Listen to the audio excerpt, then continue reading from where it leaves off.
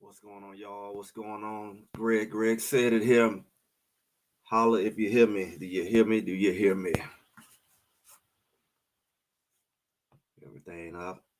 Chat, what's going on?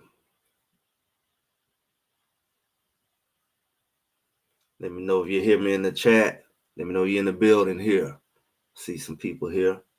Make sure y'all like, make sure y'all share, make sure y'all subscribe and comment as much as possible to get this algorithm going.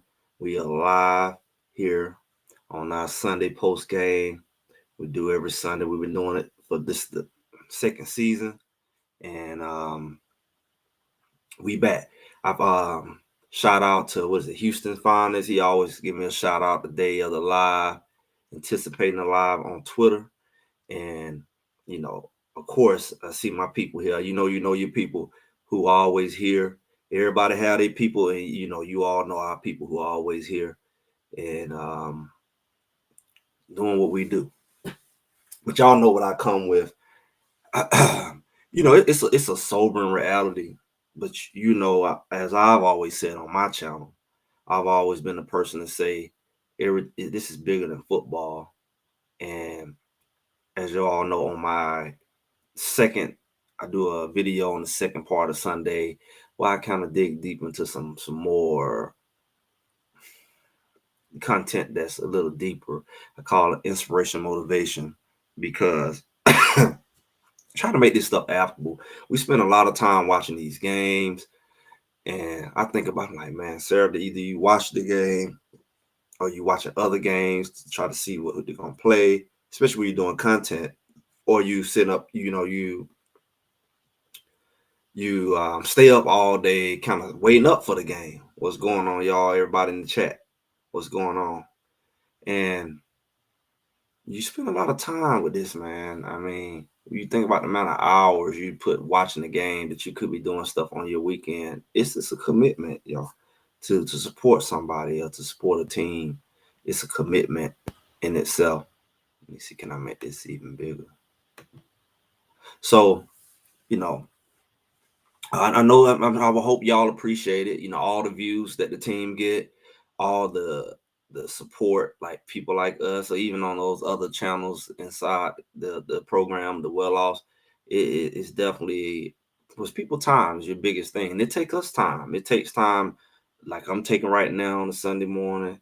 Why I had this availability to do this and making those videos and editing the videos throughout the week. And I don't necessarily do that even every day, as far as just lives and stuff. So I know people really put in the time. So it's definitely appreciated. Um, um, yeah. So this is gonna be a keep it real day. And if you truly a Colorado fan, supporter, whatever you want to call it, salute everybody in the chat. Appreciate y'all for coming through. This is one of those days. Now, how can I say this? I've been with Colorado since Coach Prime came here. I came with him. I watched Jackson State, went to both celebration bowls. I didn't do content. And I always tell people, my background but when you do anything in life, you have to think about your why. Like, why do you do what you do? Because like I said, you're gonna put time, energy, money. I don't been to a couple games, I don't have to get hotels. I don't flew to one game, drove to another. That's an investment. And a lot of it has to do with you all help making that possible. So your support helps my support, and I bring it back to you all. Bring you firsthand. I had some videos, both of them I did like a little video blog you can check out when I went to UCF and when I went to Colorado against Kansas State. Those games, I did little video blogs, so you all got a chance to see behind the scenes. I even did some live videos inside the stadium just to give back to the people who helped me go, who probably couldn't go. But I've always been with Colorado because it was a couple things. I saw the narrative against them. I saw the deeper conspiracy against them. And it has nothing to do with the perfection of a Coach Prime or idolizing Coach Prime. A shallow mind would think that, maybe because that's how they look at it. Same way if you look at politics, anything else, it's really about supporting those who kind of you kind of can align with, but even deeper. See, that's what people drop the ball at, even deeper. Sometimes it's just about,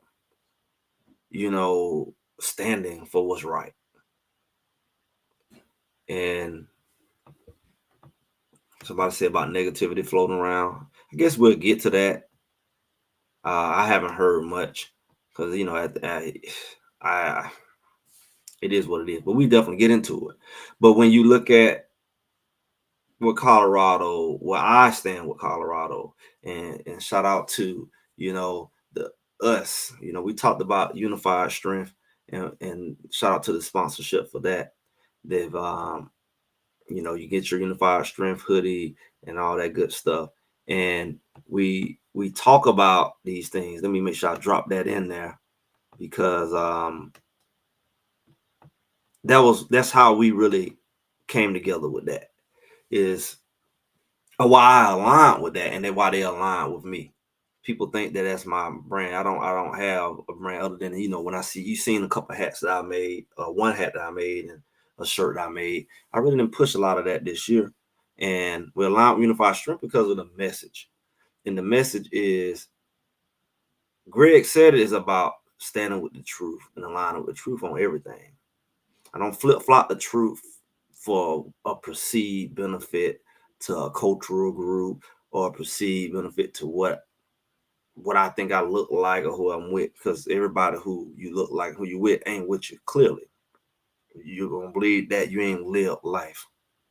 I don't lived it, you know.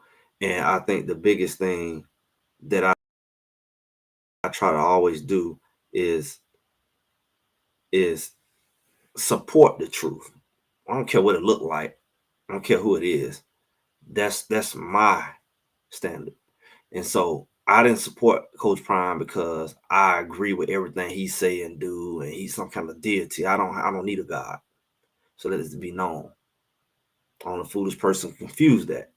But I do stand with him because I see something bigger going on for what he represents and what that team represents. Symbolically and literally what they represent. I don't necessarily prescribe to everything they represent, but I know the bigger picture. Some people just can't see the bigger picture.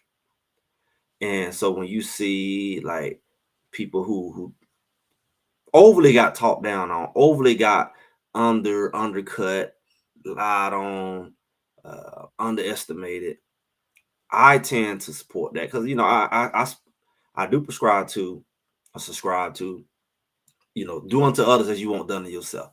I don't believe in wanting something happen to somebody that I don't agree with. I mean that I mean even my worst enemy, but I don't want to see something happen to somebody that I don't want also to happen to myself. I just don't believe in that. So I don't like to see people mistreated. I don't like to see people cheated. I don't like to see that. Cause ain't nothing cute about it. And then you want to be a hypocrite when it happened to you. So I don't like to see somebody in a bad situation taken advantage of. And I definitely don't like to see deception on any level. So that's where I come from. The other people come from all the other nonsense and all that. And maybe they think it's cute when it happens to who they're going against. They cheat. As long as they don't cheat on my team, you can cheat on everybody. I don't like that. I want to beat you fair and square. They're like I'd rather be beat fair and square. And that's how I look at it. And anybody who prescribes to that, like, I don't respect them. I don't trust them. I don't care if they even on my side. I don't trust somebody because they don't have no character. They don't have no morals, and that's how I look at it. So Colorado is one of those teams where I always felt like they played them down. I think last year they stole a few games from them. I watched the games. I believe that. I believe that they want to throw that 4-8 record in their face last year, but really it was more of a 7-5, 8-5. I've said it from the beginning. I said it before I heard other people say it. I like to hear what other people align with what I say, but I know I was the one who I was talking about 10-2 and stuff like that. And then as the season went on, people kind of jumped in there. Now it's that number gone. But I also said if they do anything less than that, it's on them. It's not to do with anybody else. It's on them. And I've already acknowledged the fact that the referees gonna do what they do. I already acknowledge different things, so it's not a matter of ignoring that. But if y'all look at what I've been saying for the past few weeks, y'all been here. I see the same names. Everybody here, make yourself known, because I've already made it clear what Colorado was up against, and I was crying out loud while they was winning, saying, "Hey, y'all need to go ahead and chisel this thing down. Certain stuff ain't gonna fly just because you getting away with it. It'll come back to bite you. It'll come back to hurt you." Anybody remember that? Y'all right here in the chat. You know I've been here saying it. So you can't call it negativity now, because I've been saying it since while they was winning. I said you get on their butt while they winning. So those things can be corrected so it don't come back to bite you. And we mentioned these things for the last few weeks while we Texas Tech, slow start, ran them down. Utah, kind of played around. I said, don't play with your food. I said, don't have these habits. These habits that you got, it's gonna cost you, because though even if you winning, don't it's been slow on pro style. It's 100. I think the offense, but I'm just looking at the things that I've been saying about the game before this point. I was saying before, it was people say, they Coach Prime even say they smelt, they sell, they people say they celebrated too. That's a given. You don't do that. But I clearly pointed out in advance, so it ain't an after fact. I clearly pointed out that if you keep doing certain stuff, that's just football 101. Go look at my stuff. That's why I say you just Greg said it. Man, you ain't looking at the dude, boy. You not looking at him, boy, in the clique. And everybody, know how to say the right stuff to each other and don't want to confront. I said, I need to come talk to him. I talk to him. But of course, I'm not gonna be that guy. I ain't clicking like that, right? Because very few people want to hear the truth. Even people who claim they do. Eventually, they're gonna be offended by the truth. But the truth is what saves you. Then they say, well, the truth sets you free. It's the truth.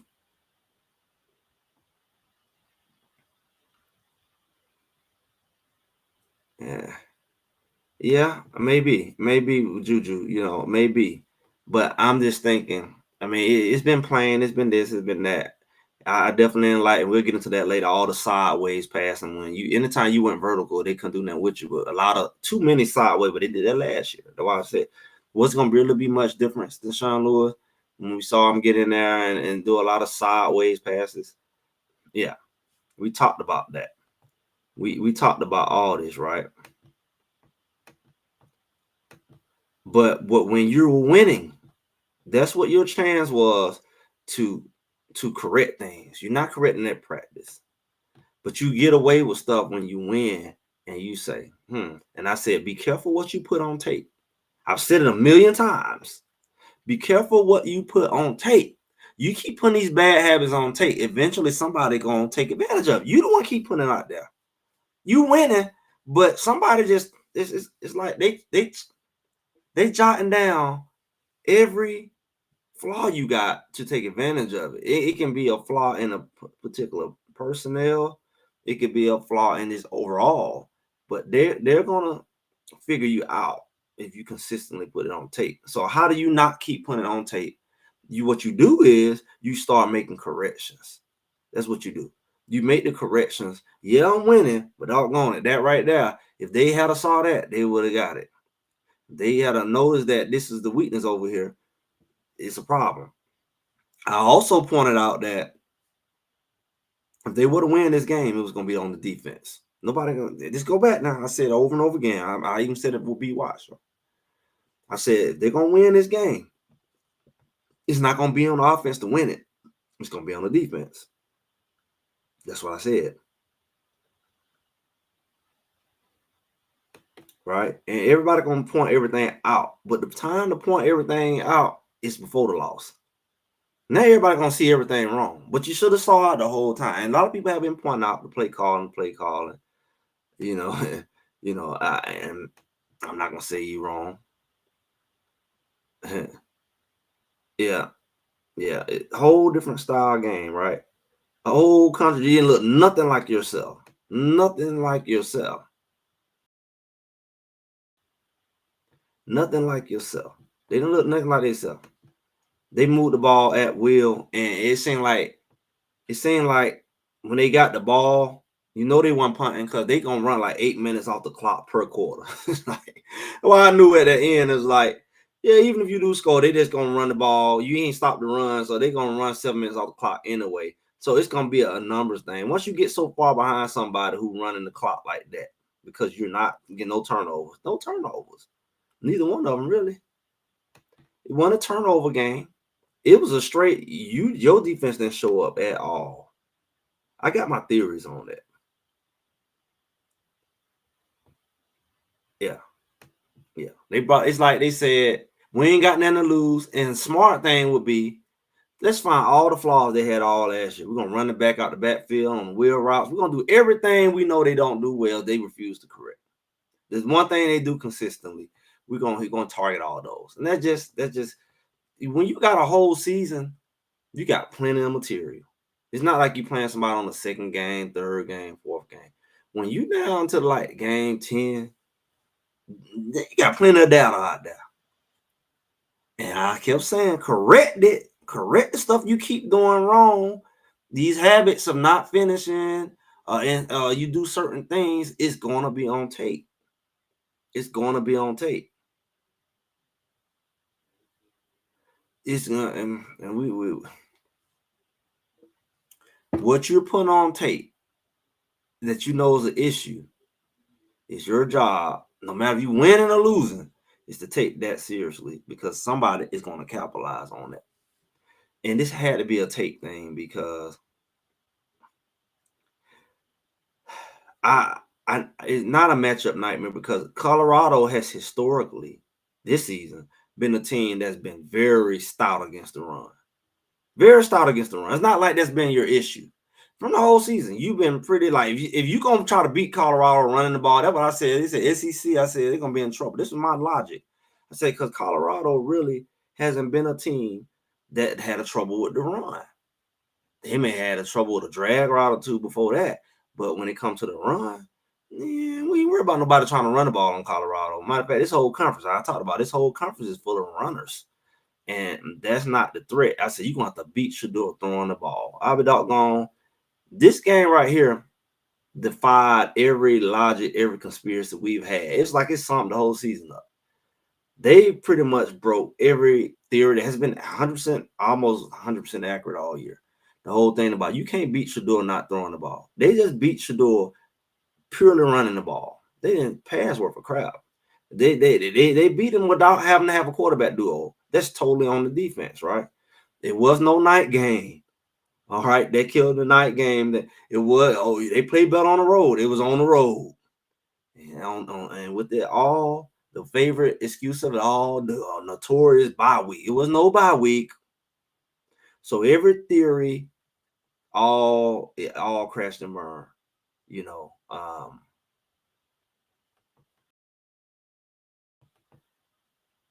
let me tell you something. You say they were just a bigger team. They don't place bigger team. The bigger team is irrelevant when you arm tackle. That has nothing to do with big.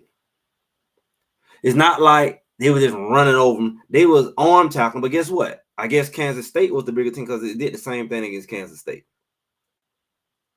Kansas State ran through them arm tackles. The running back did the same thing, and even he didn't have that much success in this one.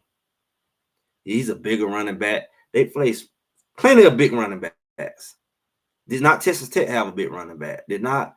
What was Utah had it? Everybody in this whole conference got a big running back. We the only one don't have no big running back, pretty much. And that's what we talking about. Like what they say here. Somebody was saying Y'all keep the comments coming. Trying to get back to where I was. They said, why you say? They've been stopping the run. Exactly. They've been stopping the run. And all of a sudden, they act like they can't stop nothing. Absolutely. Look. I mean, anybody at this channel, I don't know about the other channels. I mean, I'm sure other channels do different stuff. But one thing we do, what they call heart. I kept saying, you don't make those changes. And you see, Colorado will do this kind of stuff. You can tell me if I'm wrong. You'd be crazy to tell me if I'm wrong. Colorado would do things like the last few weeks, kept putting themselves in 3rd and long. And then they'll go and get a big play. And it's like, oh, you're not correcting that stuff to get you in 3rd on holding, stuff like that. But Colorado also had a tendency all season to not be able to convert a lot of 3rd and 1s, even when they was winning. 3rd and 1s, 4th and 1s. This short yardage stuff, Colorado had at least 2 or 3 3rd and 1s yesterday. They didn't include the 4th. Now, when you do your job to be 3rd and short, that's really where you want to be at. You don't want to be, it's like they want to be in 3rd and long all the time. When you finally, moving the ball, however you was moving it, a lot of 3rd and shorts, you wasn't converting. And you've been living off for the last few weeks. Another thing that I talked about as far as correction, for the last few weeks, you've been living off of putting your defense in bad situations, whether it was special teams or whatever. And all the defense put themselves in this situation. Either way, you kept living off the fact you're going to stop everybody on the goal line. You're going to stop everybody until you get a big old running back. Well, he just laid down. He ran over. He just laid down. I don't know why our running backs didn't do that. You want to stand up, lay your butt down. You need 1 yard. You can dive through a hole. He was diving through holes. Tell me he wasn't diving. I'm watching some players like, where did he come from? He just diving through the hole for 4 or 5 yards. He was diving. You got these 6'1", 6'2" running backs. Everybody tall, everybody long. Like Auguste. I watched Smalls catch the ball and this fall. 1 yard, 3rd and 1, fall down. It's too many times they just fall down 1 yard short. Then they turn around and could convert the 1 yard.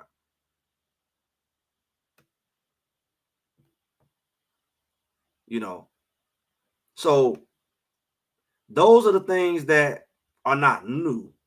Those are the things that are not new.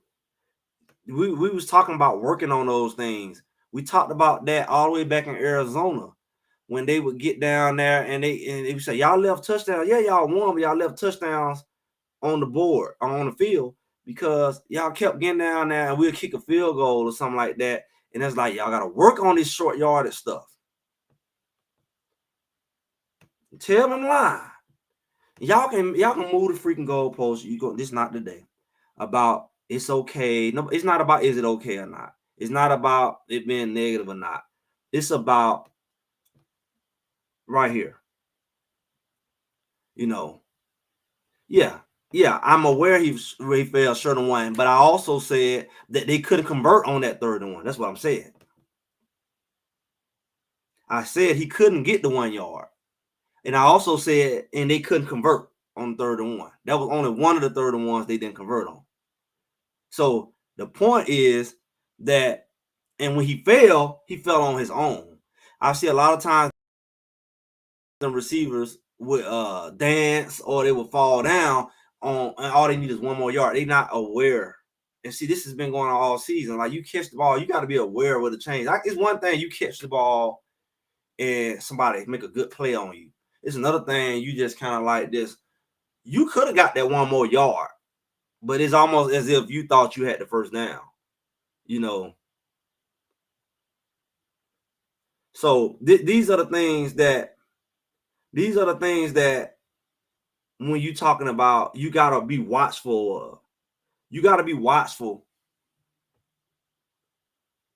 you got to be watchful of the little things. Coach Prime always talk about the little things, the little things. The little things is what hurt you, because if you don't, they had a few turf monsters out there. Everybody who returned kicks was turf monstering. Hood was turf monstering. Hard was turf monstering. It's like they were looking to fall. It's like their feet. It's like it's like a child who just learned how to walk. Either, But what I'm saying is, some things you see that pattern. Some things you see that pattern, and that short yardage stuff has been a problem in multiple games. And it's almost as if, well, we won. People get on here, well, we won. Why are you talking about it? Now you want to come here and be whining and talking about what can we do? I told people, I said, you either deal with this crap up front, or you get on the back end of it and you talking about you wish you woulda, coulda, shoulda. It's like it's good. You should be able to see stuff before it happens. You just need to see stuff before it happens, especially if you're paying attention, because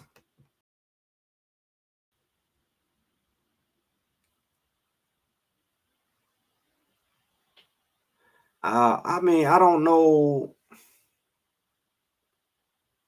far as checking out, maybe he should have checked out. I should do it and even have the ball and possessions that much. The offense didn't do that great, but clearly it was the defense. And I clearly said before this game that it's going to be on the defense the remainder of the season to carry this team. Because the reality is the defense hurt themselves yesterday because they couldn't stop the run. So they stayed on the field the whole freaking game. It wasn't the offense that did it. It was them not getting themselves out. It wasn't turnovers. Shadour didn't turn the ball over. It was the every time it was third and short, they couldn't stop them. But we couldn't convert no third and short. But they converted all their third and ones, it seemed like. You didn't force them to punt one time. So you let them drive all the way down the field 6-7 minutes. They pretty much use more than half of each quarter just on a possession. And that's it. They say that's the goal, right? Keep Shadour on the sideline. And they really somewhat accomplished it, because they start off kind of slow. They didn't score every time, but they at least put the pressure on you to score. And when we did score, it made it worse. So therefore, it goes back to our other issue we've had all season. Our issue all season was what? Being complacent with playing from behind, as if you always going to be able to make that climb. Truth or rhyme. I talked about the linebackers for a long time. Y'all know I did. And they've really been playing decent over the last few weeks. I started to want to get them credit, and as soon as I wanted to get them credit, boom. Because I can tell you what's happening with the linebackers, honestly. Our linebackers play Russian roulette. We talked about this before. They run up to the line. That's what Wester was doing. He's jumping his butt off sides at the end, and he'll get back down, miss the tackle, or he'll make the tackle. But what was going on? Our linebackers play like they in blitz mode all the time. They don't know how to stay their butt back and be the second layer. So every time we place a running back who make it through that first layer, he's gashing us. Shiloh got to make all the tackles. They look a lot like last year. And we blame it on the defensive line when it's the freaking linebackers. They holding the defensive line. Defensive line got their gap. It's your job to plug the gaps that's not plugged. That's where you at. You got two linebackers back there. But when your linebackers running up to the line, blitzing, first of all, if you blitzing, you better get to where you're supposed to get to. Second, what you blitz the wrong freaking hole. You blitzing over here, the ball running over there. We got no backside linebacker scraping to help with the backside pursuit or just to help with, team tackling. Especially you got a big running back like that. I mean, one guy may not make the tackle, but he shouldn't be able to shake off three people. So the issue is you got these linebackers out playing the whole game on the freaking line. They ain't getting home, and they ain't at the second level, so we got no second level. So every time he break it through that first level, whether it's an arm tackle or somebody missed tackle in the backfield, if he do break that line, it's nobody back there but a freaking safety. Silver Craig pull behind, have to try to make a tackle, or Shiloh got to make a tackle 30 yards upfield. And that's how Shiloh was the leading tackler last year, because it was the linebackers last year. It's a reoccurring thing, I'm telling you, with these linebackers. They have good weeks and hit people and boom, boom, bam, bam. I don't know why it's an inconsistency there. We'll get to that. I don't know why it's a consistency there. We'll get to the point where we want to give Coach Hart credit. It's an inconsistency there.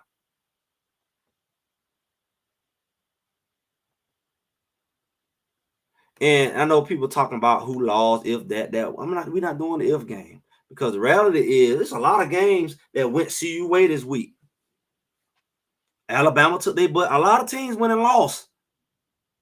Florida went and popped up on who that they beat.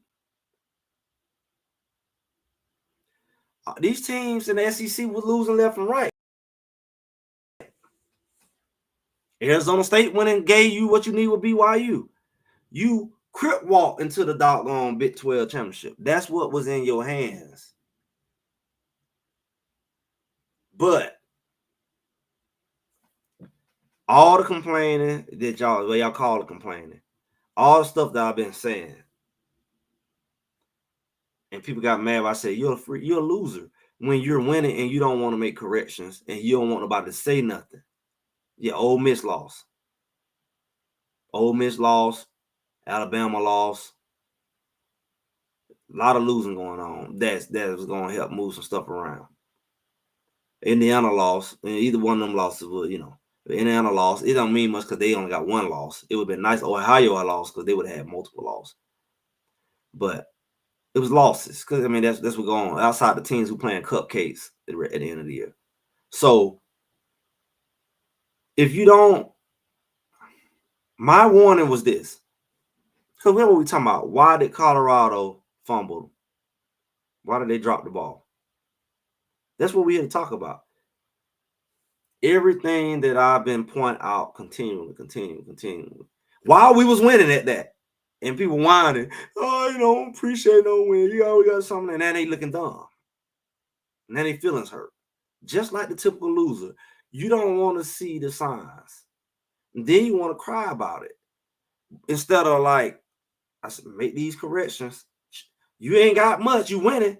Just chisel away at the fine things, because those penalties gonna hurt you. That playing behind gonna hurt you. Playing from behind. That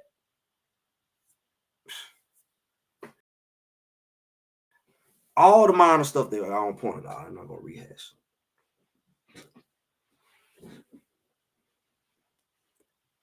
You putting this stuff on tape. What they gonna get you now or later? If they didn't get you, then BYU somebody gonna get you in the championship. If somebody in the championship don't get you, somebody in the playoff gonna get you. If they see y'all linebackers had a tendency to jump. It's like a receiver saying that the DB love to jump routes. What they finna freaking do? Anybody know any piece of football? Use your common sense. If they see you jumping routes all the time, what is it gonna do? Any basic football know what's about to happen. You gonna see some double moves. You undisciplined. So it's like, I'm gonna show you certain stuff to bait you, or I'm gonna take advantage of that tendency. And your tendency is to not have a second level. And I got this big running back. You ain't gonna have no help on the second level to help those linemen, and the linebackers ain't there to help each other, because one blitzing on that side, the other one over on the other side. Y'all never pursuing the ball together. It's y'all always divided. Y'all lining up on the line. It's one thing to line up on the line, be like a positional defense, and drop back. There's another thing to stay your butt up there and get blocked, and then he slide through there. If he make it through there, he gone. Everybody else in coverage, you got man-to-man coverage. You still want to do that. You don't want to do zone. You man-to-man coverage. They all got their back turned running upfield. Nobody's account for the fact that freaking linebackers ain't gonna be there to help make the tackle. Because the safety is back deep. The corners is running, chasing the guy, running them off. Because they gonna say run them off. You run them off best you can. So Nobody be there to help support the run. And every time they gushing you, boom, 9 yards, boom, 10 yards, 20 yards, boom. They hit you for big runs. And then you turn around, every time they got a short yardage situation, the running back that lay down. He doing something your behind ain't doing. You up there standing up with the ball for 1 yard, getting stood up. He find a lane and he pretty much dive through the hole. I've been asking all season, why you got these long running back, quarterbacks, everybody, why y'all can't lay down for 1 yard? You're a whole freaking 6'2", 6 foot. Why you can't lay down for 1 yard? All you gotta do is find a seam and stretch across that mud. Everybody standing up high. Everybody standing up, pity pat, pushing each other all in the face. All you gotta do is find your seam and get low and dive through that mud. That's all he was doing. He ran over Sid McCray 2 times on the goal line. All he did is lay down and stretch the ball across the goal line. Tell me I'm lying. 2 times on the goal line. He didn't try to stand up. He got low. Sid McCray went low. All he did was lay out. That's all he did. That's all he did. You know, most of those touchdowns he had in the red zone, they just chipped away, chipped away, chipped away, chipped away. Most of the touchdowns he had. You know, they were short runs, but they just chiseled their way down the field. Ate up a whole lot of clock. A whole lot of clock. So it's very unprecedented for them because, one, they have lived in the red zone for the last few weeks, getting away with the fact that these teams get all the way on the goal line, and you've been able to stop them. But the problem is, what happened when you don't? I remember when Neely was saying on one of the shows, he was saying, I knew they was in, was he talking about Texas Tech? Because it seemed like the last couple weeks really ran together. I think it was Texas Tech. When we gave them a touchdown to start off the game. Well, actually, that was Utah that got the interception. But Texas Tech went down the field with the special teams. You know, they weren't doing right. And they would get down the field and oh, they didn't convert it to a touchdown. We stopped them on the field goal. We was living off of even kind of with Utah, we was living off the fact that instead of the team having 14 points, they had 6. Instead of having 21 points, they had 9. And we were like, oh, all we need to do is score one time, and we don't call them pretty much. But the problem is you was letting them down now. So what if you ran across a team who was able to convert at least some of them? So instead of come away with 9, they got 17. Now you down 17-0 versus 9-0, which is a big difference because, you know, a touchdown and field goal got you where you need to be. But 17-0, you got to score 2 touchdowns in a field goal. And if you're going against a team who eat a lot of clock up, you know, your chances of scoring 2 touchdowns and every drive they taking 7 minutes off the clock because your defense can't get off the field because every time they get a short run, a short position, 3rd and 3, 3rd and 4, even they got a 3rd and 9, they run the ball. You got no second level. So that's what was the issue, y'all. It was the defense. Offense, yeah, we should have had a shootout, but a shootout wouldn't have been good because, one, you weren't gonna get in the shootout because you wasn't able to get the ball to have, you know, the ability to score. But 2, you weren't stopping them from scoring, really. They stopped themselves a couple times with field goal or so, you know, but they were scoring. It's hard to have a shootout when you don't really get no turnovers. And they didn't have to turn it over because they never made that boy have to throw the ball. What's them always say? They say you stop the run, you earn the right to rush. You didn't get a chance to rush them like that because when they did throw the ball, you're like, why they just didn't run it in at the end? When we finally stopped them down on the goal line, they got a field goal towards the end. And they were like, well, even people on the TV, where they sell itself, was like, why we just didn't get a ball to 4? I trust the ball with 4. When they tried to throw the ball on the goal line, Travis almost intercepted it. I was like, that was different because Travis looked like his feet was in concrete blocks on that play. Usually Travis be anticipating that throw, and he threw it right to him, but Travis' feet didn't move. He just kind of reached for it. But Travis, I don't know. It was some things. But I want y'all to check this out. What y'all think of this? Let me see. Can I share something? on this new platform. I want to share something with y'all. Let me see, media. Check this out. See, share. What y'all think about this?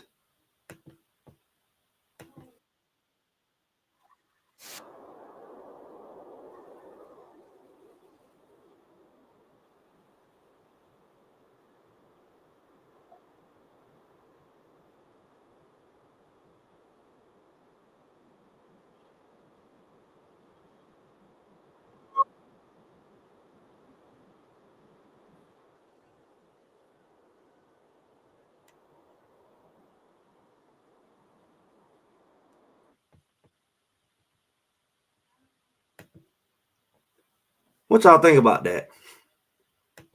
I don't know what's going on with this chat. It's super froze or something.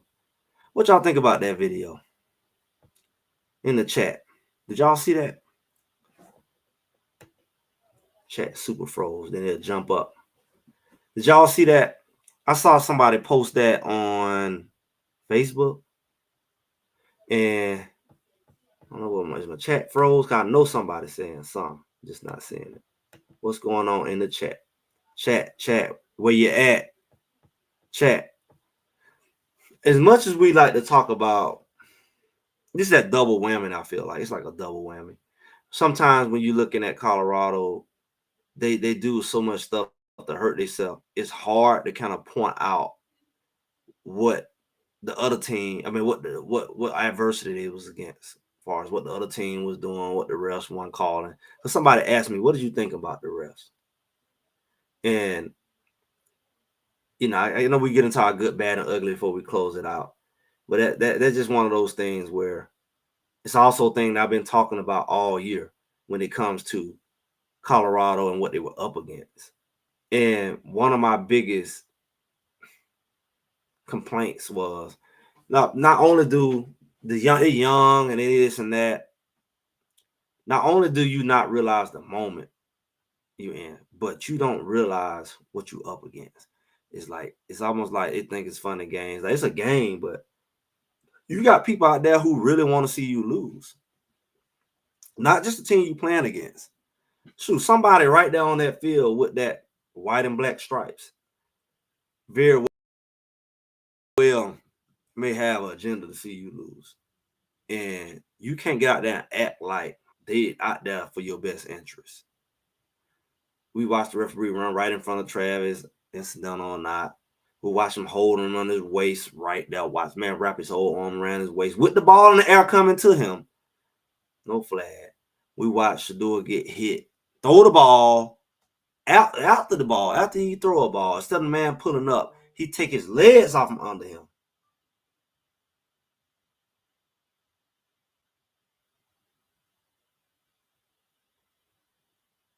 So, hold 1 second. Hopefully we still recording here. Can anybody hear me in the chat?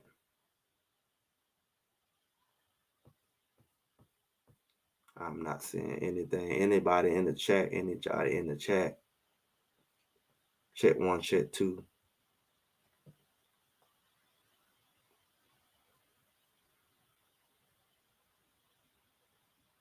Anybody here? Anybody here? I'm getting a text here saying that I've been disconnected.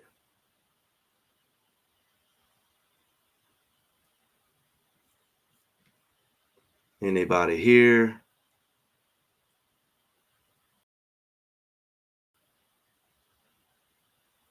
Anywho, I'm not sure what's going on here. Somebody say disconnect. I noticed the chat is not going. But anywho, if y'all can get in the chat, let me know. I see some people watching, and y'all can give me some kind of indication. Oh, okay. You say some people say you can hear me, but you can no longer see it. That's interesting because I definitely see people watching. Hopefully, it gets corrected. I don't know. I don't see anything on my end. And no, I'm not on StreamYard. I'm on what's called Be Live. So I don't know what's going on with it. Yeah. So yeah, y'all, I may not can't see the chat because something going on. But as long as y'all hear me, we're gonna go ahead and finish this thing up. Hopefully y'all was able to see the video I showed.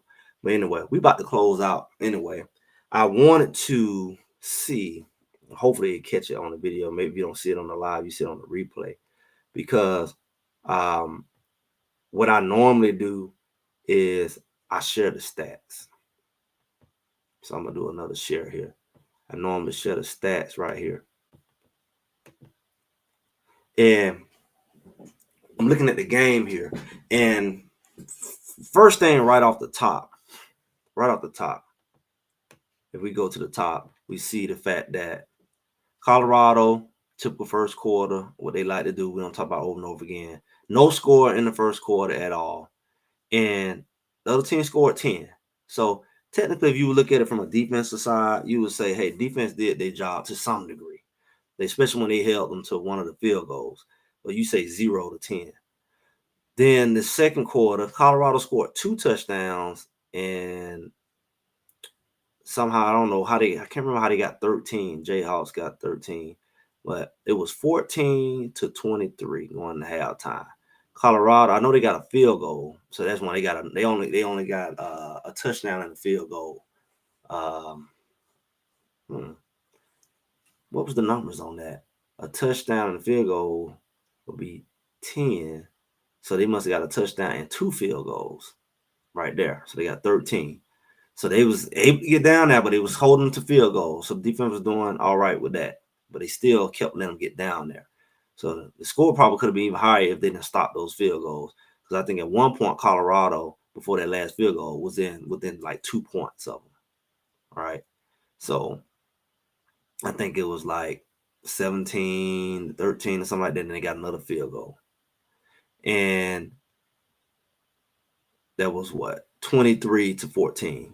Then both only scored 7. I guess they shut them down in the next part, because if you look at the stats right here, Colorado and Kansas only scored 7 points. And then Kansas only scored 7 points in the fourth. So really, most of the points that the defense gave up was in the first half, and we've seen that. We saw that from the very beginning, that they was a second half defense, because they only gave up 14 points in the second half, but gave up 23 in the first half. So that's what, I don't know, that's only about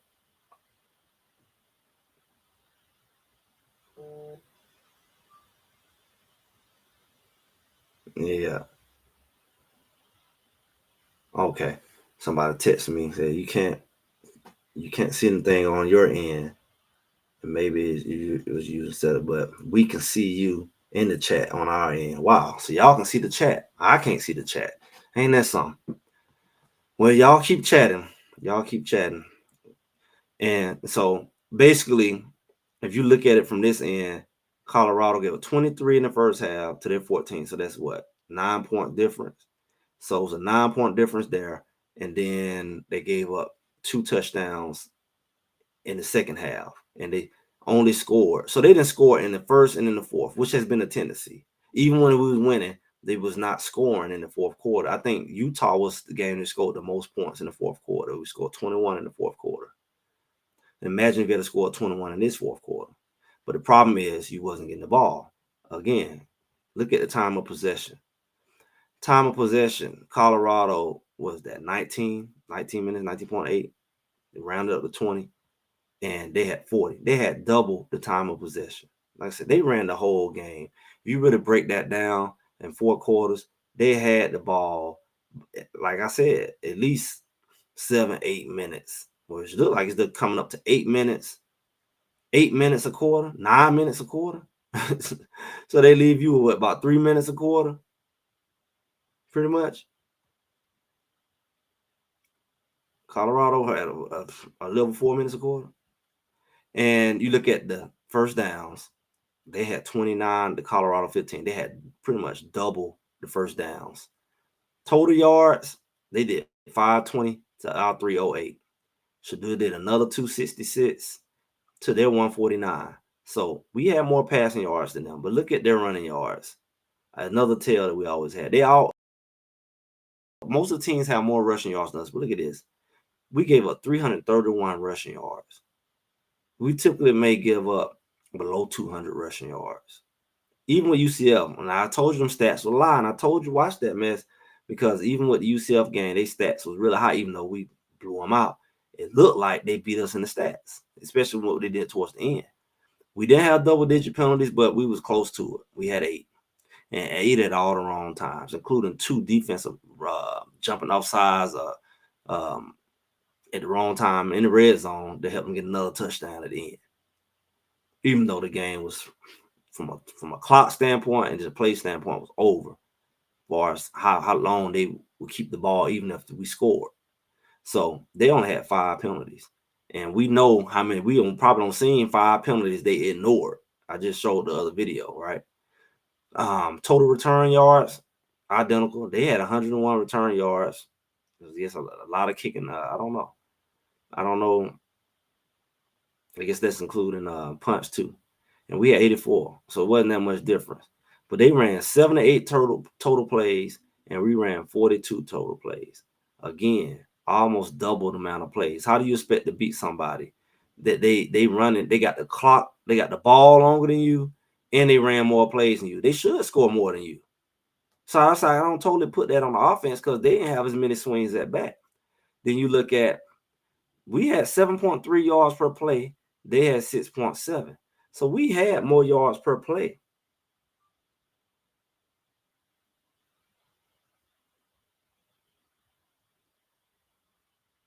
Yeah. So basically, turnovers wasn't a factor. Nobody turned the ball over, which didn't help Colorado because maybe that would have helped them get some more possessions. But again, dude wasn't throwing that much. He threw 189 yards, but they ran the mess out of it. 331 yards. That's what got Colorado.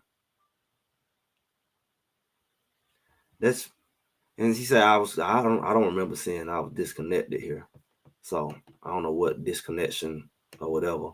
I have not seen a disconnection on my end. Like usually when I was on StreamYard, I would see a disconnection.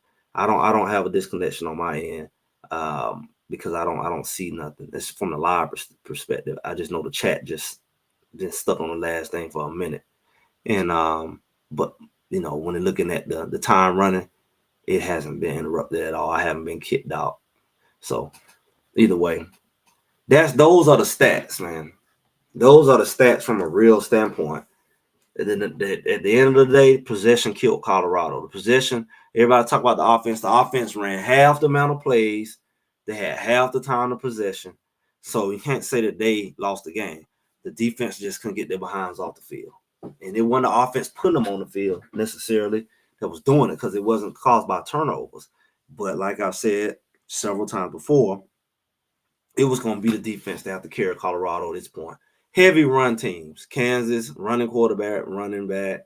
Oklahoma State even got big running back. If you went and played in the BYU, they're going to be running the ball. And if you definitely win the playoff against these other conferences, they run the ball. You know.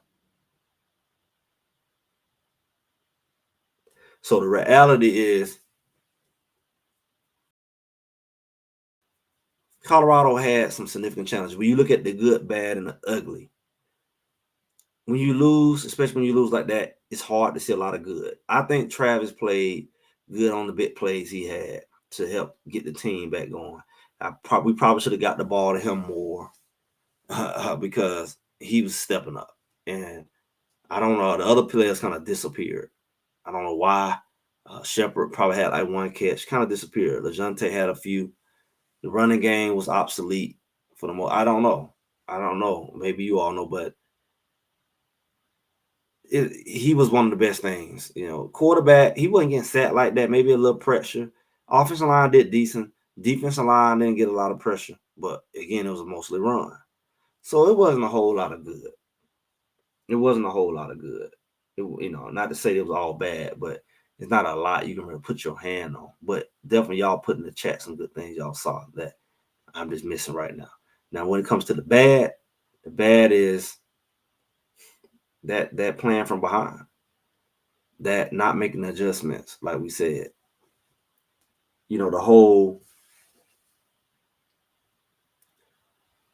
I would agree to an extent with the offensive plays, throwing the ball sideways most of the time instead of getting vertical.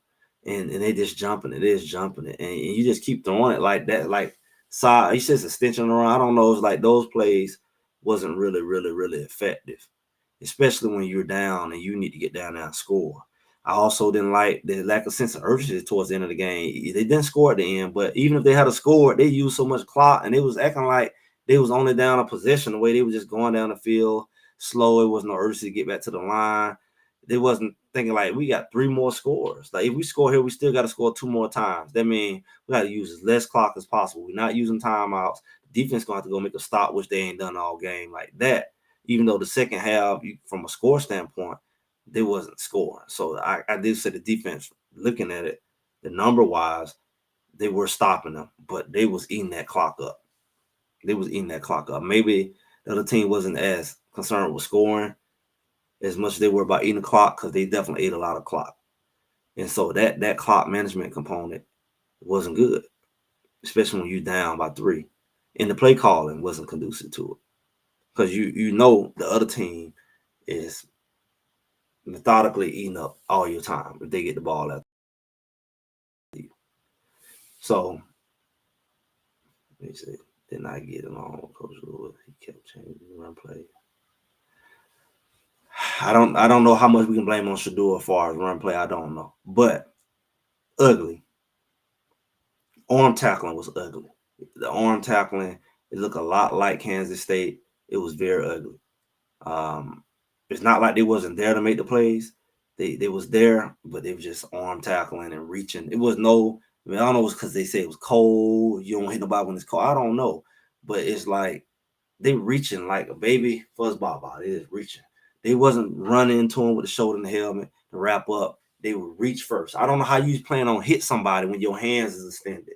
They was trying to tackle a grown man running like that by reaching at him and diving at him versus putting their body into him. It was not a lot of physical contact on that running back. It was a whole lot of reaching, a whole lot of reaching. And that has not been how this team has been playing lately, especially from the linebacker position. Nobody laid no hat. Simon Craig was coming up going low. He go over him. Especially on the short yards, he gonna go over you. He know he need the 1 yard. He not gonna sit up there and not get the 1 yard because you went low. He just gonna dive on over you, back of you. So the arm tackling in the backfield at the line, it was horrible. It reminded me a lot of Kansas State, honestly. And when you look at the fact that somebody asked me how do I feel about the referees, and I kind of showed a video clip where, I don't know if y'all was able to see it, but maybe you better see it in replay. When you look at the fact that they just look over a lot of the calls, I watched a lot of holding on the edge. They said they let them play. Not necessarily. Colorado got 8 penalties, and some of them were holding. There's a lot of holding on the edges when they was running and there's pass interference and stuff like that. But I don't expect much more out of the referees. They clearly established their agenda and their goal. And last year, to me, where they felt or they showed they didn't want Coach Prime to win, and people try to blame it on him being the Pac-12 and all that. I don't think these people here, they used to about staging the rigging games. I don't think that, even though they may not say it, this is the type of plays like at Kansas State when the guy Bobby Boucher, Shepard, and then throw the flag. But any other little game where they're hand fighting with the ball in the air, they would call it, especially on Colorado. It's clear they're not going to get the same calls in Colorado to their receivers as they do to the other team receivers. It's clear they're not going to call them for holding the same way. It's clear that if the game close, they're not going to help you out, and they're going to help the other team out. And that's clear for 2 years now. So I'm not surprised. I did my best to warn and put it out there that that's how it's going to be. But it's ugly at the end of the day. It's an ugly thing. And And when you're in that situation, you got to play that much better. When you're in that situation, you got to be sober-minded. Colorado, Coach Prime says about the hype, and people bought the hype, and maybe they was intoxicated by success. But I just say Colorado has not been sober-minded. They have not been sober-minded. What's this here?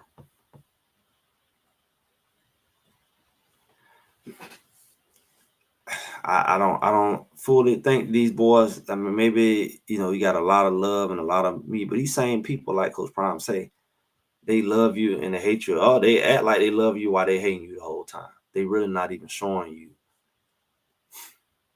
They really don't like you. And even though you got people like us out here and everybody talking about you, the same people.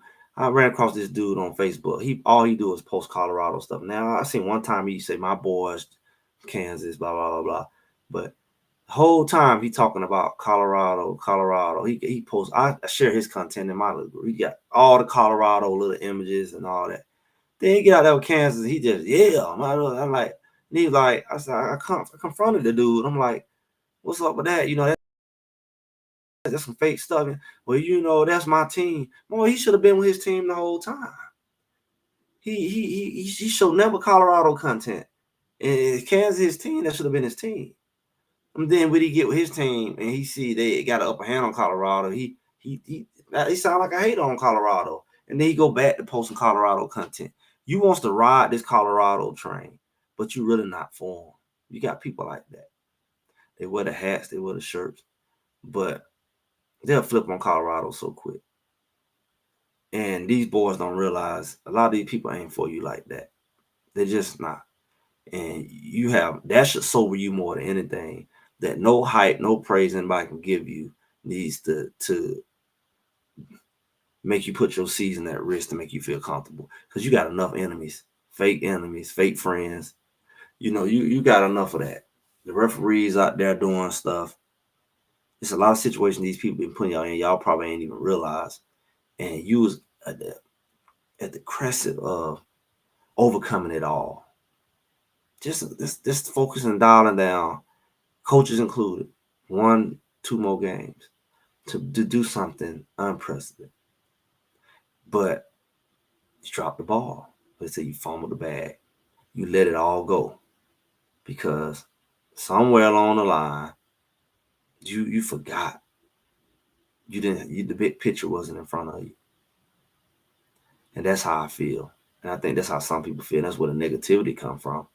But I think at the end of the day, that's what it is, man. You didn't seize the moment once again. You didn't see the moment in Kansas State, how big that moment was. And maybe you looked over Kansas, I don't know how, and say, this is not it. But because you don't get no moment. It's like being in the playoff. Like they say, every game's a playoff game. You lose, that's it. So you can't look ahead. But if you focus on the details and you focus on the nuances that make you successful, not only this week, but every week, like I kept trying to say, focus on the stuff that's going to make you better every week. Not just this week. It's not you looking over this week, but even if this week is not the competition you think, work on the things that's going to make you better to be prepared. So when you face the competition, more up to par. But that's not the case. That's the reality we living in. People say, well, what can we do now? This and that. Nobody want to play that game. Because you really, what you did, how many chances you get to ask for? Now you get that bowl game you kept talking about you got. See, I told you what bar you set is your bar. Even you get other opportunities, you got that bowl game, you good. You see, the bowl game is what's going to be there. Is everybody going to play? Probably not. I don't know. I know they want to win. I know Coach Prime want to legitimize the last game with his sons. That's the only reason I can see them playing, but they probably won't play the whole game. They maybe say, forget it. We're not going to risk it. I don't know. I don't know who they play, where they play, but they got their bowl game. You swap that bowl game out for the conference and potential playoff. It's about money and opportunity and exposure. Poor boys. you just limited your exposure significantly by not being in that championship game, not making that playoff. And I don't think you played like that mattered. I don't think you played like that mattered. Again, you just see the moment. You just enjoy this moment. You didn't see what this moment, or you probably would have handled it differently. The other team played more like that moment meant more to them. And they didn't even have no playoff or no bowl game. But you played like you had less to lose than them.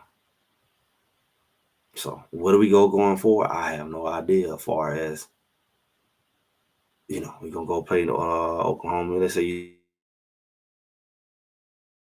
do well and then you're looking for your bowl game.